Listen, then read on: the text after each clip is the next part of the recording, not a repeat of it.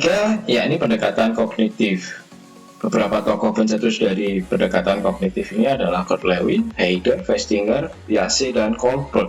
Anda bisa baca-baca teori-teori dasarnya dari beberapa tokoh tersebut sehingga bisa menambah referensi Anda, terutama ketika kita nanti akan membahas soal individu sebagai komunikan dilihat dari sudut pandang kognitif.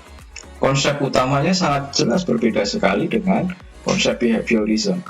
Kalau konsep behaviorism itu mengatakan bahwa individu dalam berperilaku ditentukan oleh faktor eksternal, yakni adalah lingkungan, tetapi di dalam konsep kognitif, individulah yang memiliki peran utama di dalam menentukan sebuah perilaku atau memiliki peran yang utama di dalam membuat sebuah sikap dan berpendapat. Nah, oleh karenanya manusia dianggap sebagai Homo sapiens, yakni apa? Yakni manusia yang berpikir. Lebih jelasnya, manusia dianggap sebagai sosok individu yang selalu berusaha untuk memahami lingkungannya. Nah, bagaimana caranya? Caranya adalah dengan proses mental. Tentu Anda masih ingat di dalam proses mental itu terdapat beberapa proses. Pertama adalah sensasi, kedua adalah persepsi, dan kemudian ketiga baru muncul coding dan pada akhirnya akan berbentuk bagaimana membuat sebuah keputusan untuk berperilaku. Nah, di dalam pendekatan kognitif ini, manusia adalah organisme aktif yang selalu menafsirkan kondisi lingkungannya. Saya akan memberikan sebuah contoh. Di layar Anda ada sebuah objek yang berwarna merah. Anda tafsirkan itu sebagai apa? Ya, sebagai garis lurus yang vertikal. Tentu karena kita memiliki karakteristik yang sama. Kita pernah bersekolah dari SD sampai dengan bangku S1. Nah, tetapi garis objek warna merah ini apabila kemudian saya tambahkan di dalam satu rangkaian angka, maka yang kita tafsirkan bukan sekedar garis vertikal berwarna merah saja, tetapi kita menafsirkan sebagai bagian dari angka, atau kita tafsirkan sebagai angka 1. Ada angka 2, 9, 3, 7, dan garis merah itu kita menafsirkannya sebagai angka 1. Lalu selanjutnya ada angka 2, 3, 5, dan 6. Tetapi persepsi kita mungkin akan lain apabila kita akan gabungkan dengan rangkaian huruf. Apabila ada huruf B, R, dan ada garis, lalu ada huruf A dan N, tentu Anda tidak menafsirkan itu sebagai garis, tetapi Anda akan menafsirkan itu sebagai huruf, sehingga rangkaian huruf itu Anda tafsirkan sebagai berian. Nah, mungkin pada titik ini, ketika Anda punya pengalaman yang berbeda dengan saya, dengan teman-teman yang lain, mungkin Anda akan menafsirkan berian itu dengan hal yang lain juga. Misalnya, Anda pernah mengenal laki-laki namanya Brian. Kebetulan nama mantan Anda bernama Brian yang selingkuh, sehingga ketika Anda melihat atau membaca kata Brian, yang muncul di persepsi Anda adalah brengsek. Beda misalnya kalau misalnya ada seorang laki-laki yang punya teman baik hati namanya Brian. Nah, tentu Anda mungkin akan menafsirkan secara positif Brian sebagai seorang teman yang selalu ada di saat kita sedang sedih, atau misalnya sering ngetraktir kita, dan lain sebagainya. Nah, tentu pada titik ini kita akan berbeda menafsirkan, karena pengalaman dan latar belakang kita juga akan berbeda. Nah, pengalaman dan latar belakang inilah yang pada akhirnya akan menjadi referensi persepsi di dalam kepala kita. Selanjutnya, di dalam pandangan kognitif berkaitan dengan seseorang ketika berperilaku untuk menerima informasi dan mencari informasi, dikenal dengan ada satu prinsip bahwa seseorang itu mencari konsistensinya. Jadi manusia itu sebagai sosok orang yang atau sebagai sosok makhluk yang selalu ingin konsisten. Konsisten seperti apa maksudnya? Konsisten dengan apa yang dia pikirkan, apa yang menjadi sikapnya, dan apa yang menjadi perilakunya. Nah, ini harus secara linear. Bagaimana apabila tidak konsisten? Maka yang terjadi adalah disonansi kognitif. Nah, situasi yang disonans inilah yang tidak menyenangkan, yang tidak nyaman, yang bisa jadi menimbulkan kecemasan. Sehingga untuk mengatasinya, maka seseorang tersebut selalu mencari informasi untuk menjaga konsistensinya. Nah, contohnya misalnya saya tahu merokok itu membahayakan kesehatan, tetapi perilaku saya itu adalah merokok. Nah, tentu ini tidak konsisten. Bagaimana supaya kita menjadi konsisten? Maka salah satu dari elemennya itu harus saya rubah. Pertama, saya harus merubah elemen pengetahuan saya agar sejalan dengan perilaku saya. Misalnya saya tidak berpendapat bahwa merokok itu membahayakan kesehatan. Misalnya saya berpendapat bahwa merokok itu adalah bagian dari kesenangan misalnya. Merokok adalah teman ketika kita merasa sendiri. Merokok adalah semangat ketika kita sedang mengerjakan sesuatu yang penuh dengan konsentrasi. Sehingga dengan pengetahuan yang semacam itu akan linear dengan objek perilaku saya yang berperilaku merokok. Sebaliknya, kalau misalnya kita berpendapat bahwa merokok itu merugikan kesehatan, maka yang terjadi agar menjadi konsisten perilakunya harus dirubah. Maka perilakunya juga tidak merokok. Misalnya begitu juga dengan contoh yang lain.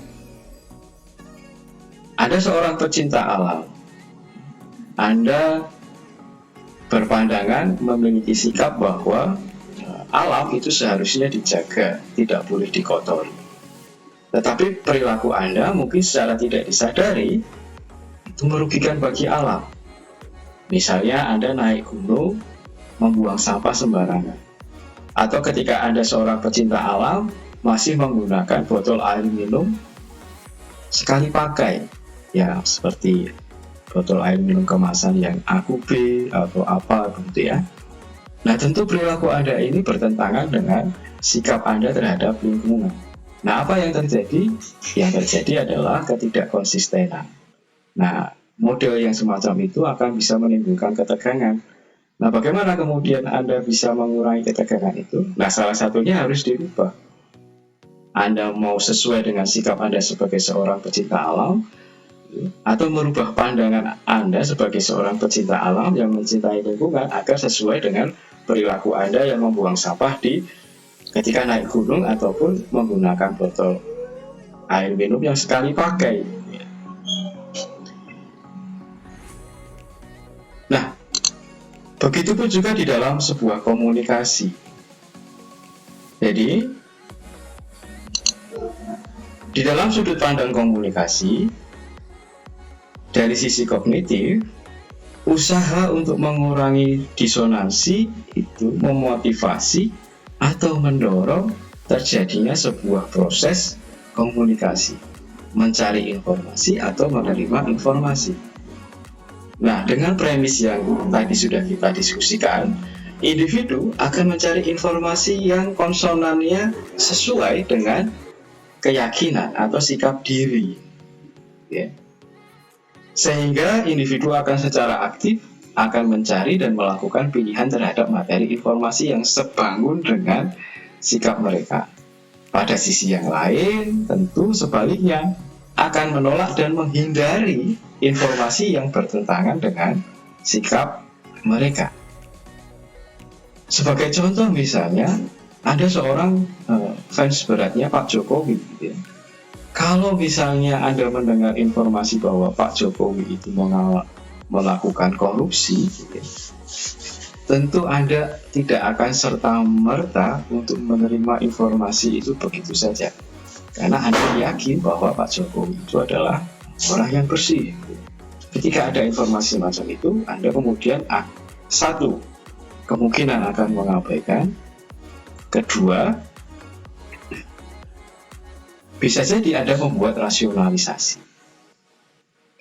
Sehingga apa? Sehingga apa yang menjadi sikap Anda terhadap Pak Jokowi itu sesuai dengan pengetahuan Anda.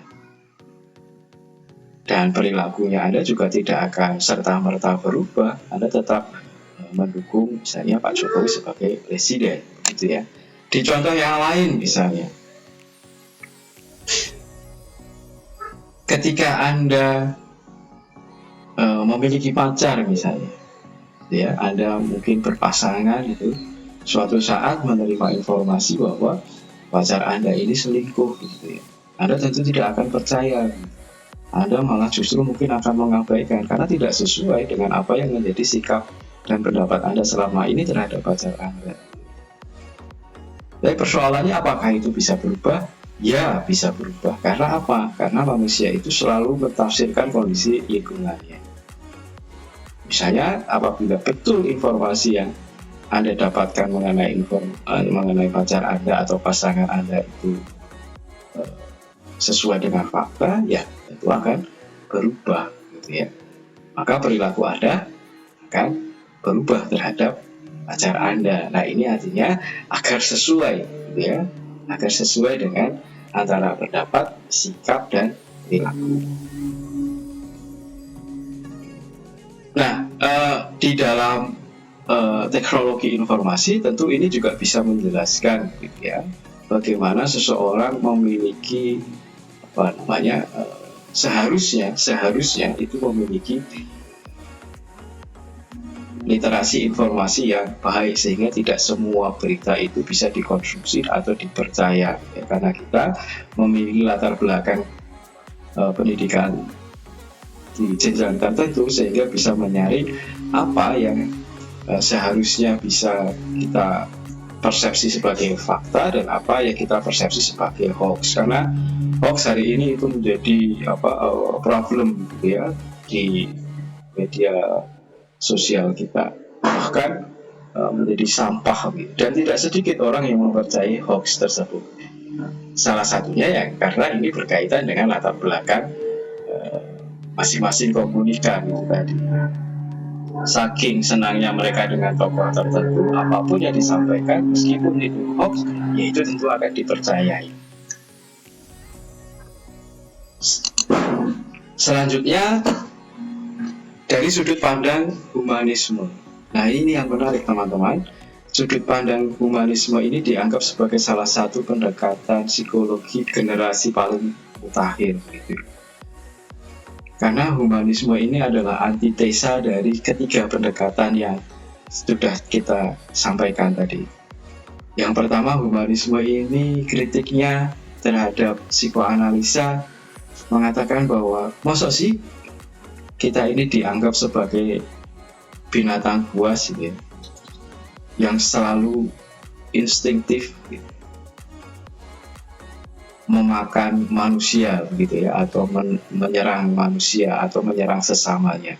Karena apa? Karena digerakkan oleh naluri-naluri bawah sadar kita atau id kita. Kritik yang kedua pada behaviorism, gitu. Masa sih kita ini seperti robot, mesin yang diprogram oleh orang lain untuk berperilaku seperti apa yang diinginkan oleh pemprogram kita. Lalu pertanyaannya, apakah tidak ada kehendak di dalam diri kita sebagai seorang individu atau manusia yang utuh, ya, yang memiliki kesempurnaan? Nah, pada akhirnya kemudian muncullah pendekatan humanisme ini. Nah, beberapa tokoh, kalau Anda ingin mencari referensi lebih dalam mengenai humanisme, itu dimunculkan oleh Carl Rogers, kemudian Combs dan Sneak dan Abraham Maslow. Humanisme ini menganggap bahwa manusia ini sempurna, manusia ini utuh, memiliki potensi juga sekaligus kekurangan, ya. Nah, ini sangat manusiawi sekali. Nah, humanisme ini berpandangan bahwa manusia sebagai makhluk yang bermain, homo ludens. Bermain di mana? Bermain di area lingkungan subjektivitasnya masing-masing. Jadi, kalau menurut humanisme, humanistic psychology is not just the study of human being, tetapi it is a commitment to human becoming. Tetapi bagaimana komitmen kita untuk menjadi sosok manusia yang utuh. Nah, premis dari humanisme ini, manusia hidup di dalam dunia kehidupan yang diinterpretasi dan dipersepsikan secara subjektif. Humanisme ini juga mengambil perspektif dari kognitif. Nah, yang berbeda adalah pada sisi subjektivitasnya. Artinya apa? Antara individu satu dengan individu yang lain tentunya memiliki perbedaan. Nah, perbedaan inilah yang kita anggap sebagai nilai-nilai kemanusiaan atau manusiawi sekali kalau kita memiliki perbedaan dengan individu yang lain. Karena apa? Jelas latar belakang pengalaman kita berbeda, budaya kita berbeda, nilai-nilai yang kita juga akan berbeda. Sehingga di dalam menginterpretasi lingkungan itu juga pasti akan menimbulkan perbedaan pula. Tidak bisa disamakan. Tidak bisa seperti robot atau homo mechanicus yang apabila diprogram dengan lingkungan itu selalu sama. Apabila Anda hidup di dalam kampung preman, maka Anda akan jadi seorang preman. Tidak bisa seperti itu. Premis yang kedua adalah interaksi dengan orang lain itu sangat penting karena tidak hanya membentuk konsep diri kita, tetapi juga sebagai sebuah pemuasan growth needs. Jadi maksudnya adalah berinteraksi dengan orang lain itu tidak hanya sebagai bagian untuk membentuk konsep diri kita. Tentu Anda masih ingat ya konsepnya bagaimana pembentukan konsep diri itu. Salah satunya adalah identifikasi dengan orang lain yang ada di sekitar kita. Misalnya dengan orang tua Anda, dengan teman sebaya Anda, dengan tokoh masyarakat atau tokoh idola Anda. Tapi kalau kata humanisme tidak hanya sekedar untuk membentuk konsep diri kita, tetapi memang ada satu fungsi yang lain, yakni apa? Untuk pemuasan kebutuhan perkembangan diri kita. Ya. Jadi ketika ada kemudian misalnya berinteraksi dengan orang lain, misalnya dia adalah seorang kawan Anda, gitu ya. Kawan Anda ini memiliki kelebihan pandai di dalam ilmu statistika. Nah, ketika Anda berhubungan dengan teman Anda itu tidak hanya sekedar untuk berinteraksi sosial, tetapi Anda sesungguhnya memiliki kebutuhan untuk men-challenge diri Anda, gitu ya, agar Anda pandai menguasai ilmu matematika atau statistik yang teman Anda itu miliki. Sehingga apa? Kebutuhan atau motivasi diri Anda itu terpenuhi ketika berkawan dengan teman Anda tersebut. Nah, premis yang ketiga adalah sebagai sosok pencari makna. Jadi bisa berbeda-beda juga maknanya. Words don't mean, but people mean it. Artinya apa? Berkaitan dengan makna tadi. Kata-kata itu tidak bermakna, tetapi kita sendiri yang memiliki makna. Sebagai contoh misalnya, kata Brian tadi itu.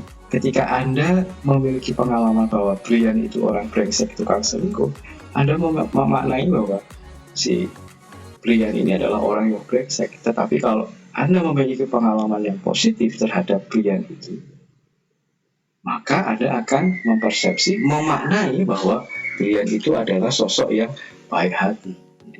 Kata hanya akan menjadi kata saja tanpa makna kalau tidak ada kita yang memaknai kata tersebut.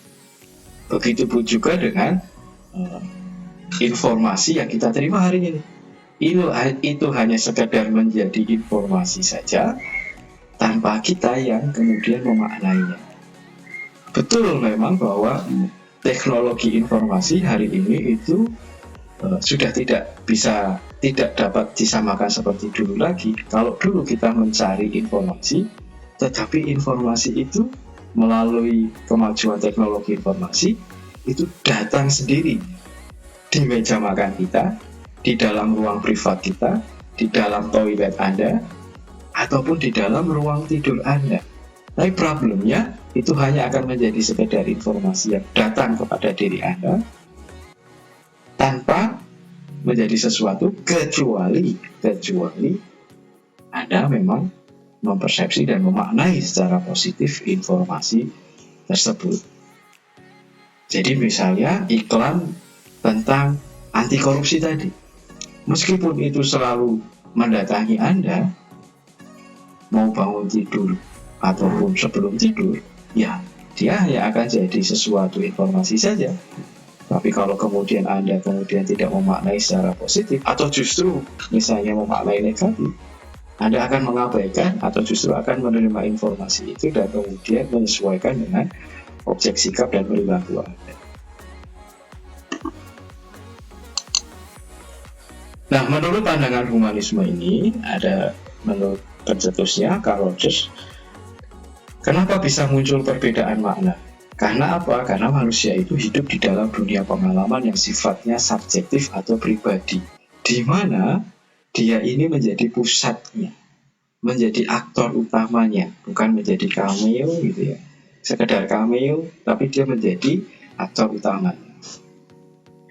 Nah, di dalam berperilaku, manusia itu dituntut memiliki sebuah motivasi untuk mempertahankan, meningkatkan, dan mengaktualisasikan diri. Jadi,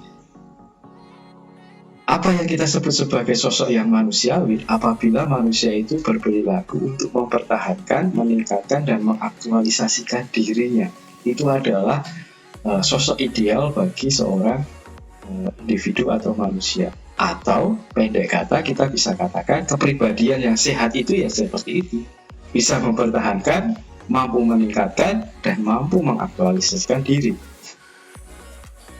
Mengenai realitas, individu itu tidak bergantung saja pada faktor lingkungan, tetapi juga memperhatikan persepsi kognitifnya, juga memperhatikan bergantung pada pengalaman masa lampau. Jadi, individu bereaksi pada situasi yang sesuai dengan persepsinya mengenai realitas. Ya, tidak hanya mengandalkan lingkungan saja, atau tidak hanya mengandalkan apa yang menjadi keyakinan dirinya saja, tapi juga ketiga pandangan itu diuji. Nah, ancaman pada diri diikuti oleh pertahanan diri sebagai contoh rasionalisasi. Nah, kalau Anda mengamati atau mencermati bahwa model pertahanan diri ini adalah salah satu konsepnya Freud. Ketika ego kita merasa diserang, maka secara otomatis muncul yang kita sebut sebagai defense mechanism. Nah, di dalam konteks humanisme, hambatan perilaku atau beberapa hal yang menyerang itu selalu akan diikuti dengan mekanisme pertahanan diri, sehingga kita kemudian tidak akan bereaksi negatif, misalnya cemas, takut, khawatir, tidak percaya diri, dan lain sebagainya. Tetapi muncul pertahanan di dalam diri. Salah satunya adalah menggunakan rasionalisasi. Nah, sebagai contoh misalnya, Anda misalnya adalah seorang gamers gitu ya. Gamers yang setiap hari itu menghabiskan waktunya bermain games, durasinya cukup panjang ya, antara 4-5 jam gitu, kayak orang bekerja. Nah, kemudian Anda dikritik atau dijauhi oleh teman Anda, atau misalnya dianggap distigma oleh teman Anda atau orang-orang terdekat Anda? Kenapa Anda main game terus? Kenapa Anda tidak belajar, bersekolah, atau bersosialisasi dengan kawan-kawan yang lain? Nah, barangkali ini tidak serta-merta kemudian Anda terima dan kemudian Anda mengabaikan informasi itu saja, tetapi Anda coba melakukan rasionalisasi sebagai seorang gamer. Misalnya Anda mengatakan bahwa apa yang menjadi hobi saya ini suatu saat akan jadi profesi dan bisa menghasilkan uang atau penghasilan yang mungkin jauh melebihi Anda yang setiap hari kuliah dari hari Senin sampai Jumat gitu ya. Apa yang saya lakukan ini sedikit demi sedikit sudah bisa menghasilkan uang, sementara ketika Anda hanya jadi mahasiswa saja, itu aktivitas utama Anda menghabiskan uang kan misalnya. Nah, ini salah satu contohnya. Kemudian yang kelima adalah mengacu pada pandangan Carl Rogers bahwa kecenderungan batiniah manusia itu selalu menuju kesehatan dan keutuhan diri. Jadi pada prinsipnya secara otomatis kita itu tidak mau menjadi individu yang tidak sehat gitu ya, atau individu yang jelek gitu. Tapi naluriah kita itu selalu ingin menjadi sosok yang ideal, menuju pada keutuhan diri gitu ya, menjadi pribadi yang sehat. Sehingga apa? Ketika Anda meskipun Anda berada di dalam kesulitan hari ini sebagai seorang mahasiswa, Anda tidak serta-merta kemudian menghindarinya, tetapi justru Anda akan berkelindan, bermain-main di dalam kesulitan hambatan Anda sebagai mahasiswa, karena yakin bahwa ketika Anda mengalami kesulitan hari ini dan mampu melewatinya, Anda akan memperoleh hasilnya suatu saat. Nah, step by step kemampuan Anda akan bertambah, kapasitas intelektual Anda akan bertambah, kemampuan Anda untuk mencari solusi juga akan bertambah. Sehingga apa? Sehingga Anda menuju sosok individu yang ideal sebagai individu yang kalau kata pandangan humanisme itu adalah yang mampu mengaktualisasikan dirinya secara sehat. Jadi ketika ada kesulitan tidak serta-merta Anda menghindarinya. Bahkan mungkin itu Anda persepsi sebagai bagian dari sebuah ujian untuk naik ke level yang lebih tinggi lagi. Terima kasih Anda sudah mengikuti video pembelajaran ini hingga selesai. Harapan saya semoga Anda semua bisa mengerti, memahami apa yang saya sampaikan melalui video pembelajaran ini. Semoga apa yang saya sampaikan bisa menambah referensi keilmuan Anda berkaitan dengan psikologi, teknologi, dan informasi. Saya harap Anda juga mencari referensi yang lain melalui internet, media sosial, ataupun melalui jurnal-jurnal yang memuat artikel-artikel tentang psikologi, teknologi, dan informasi. Apabila Anda ada pertanyaan lebih lanjut, nanti silahkan Anda sampaikan melalui grup WA di kelas kita. Sekian dari saya, semoga hari Anda menyenangkan, tetap sehat, dan jangan lupa Anda untuk minum kopi.